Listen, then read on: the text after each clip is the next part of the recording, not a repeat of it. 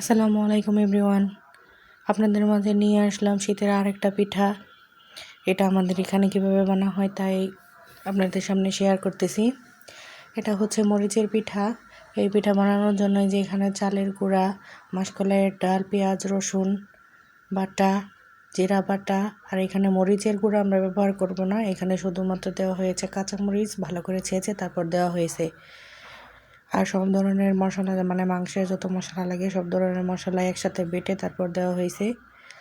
আর এই পিঠাটা বানানোর জন্য এই যে একসাথে সব কিছু এখন গুলিয়ে নেওয়া হবে। এখানে সরিষার তেল, সয়াবিন তেল দুইটাই দেওয়া হয় শুধুমাত্র ফ্লেভারের জন্য।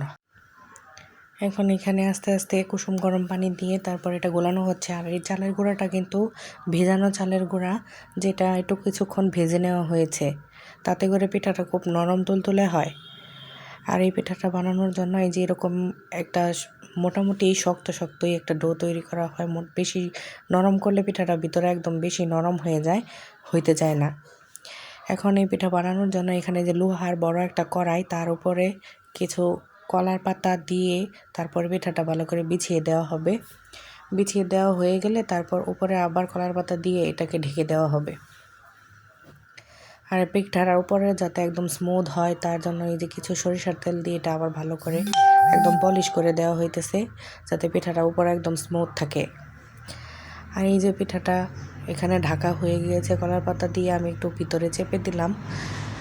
এখন এই যে চুলাতে দিয়ে দেওয়া হয়েছে। এটার উপরেও আগুন থাকে এবং নিচেও আগুন দেওয়া হয়। চুলার নিচেও আগুন ধরানো হয় এবং উপরেও দেওয়া হয়, তাহলে দুই পিঠই খুব সুন্দর ভালো হয় আর ভালো করে কুক হয়ে যায়। এটা সারা রাত চুলায় থাকবে। আর এটা হচ্ছে এই যে পরদিনকার সকালের ভিডিও, যখন পিঠাটা আমি নামিয়ে নিয়েছি এবং ভালো করে পরিষ্কার করে নিয়েছি। এটার মধ্যে একটু একটু ছাইটাই লেগে থাকে। আর এই যে দেখেন দুই ভাগ করে নিয়েছি আমি কেটে। এখন এগুলারে ভালো করে টুকরো টুকরো করে কেটে নেব, তারপর এটা খাওয়ার জন্য একদম রেডি। পিঠাটা কিন্তু খুব সুন্দর হয়েছে।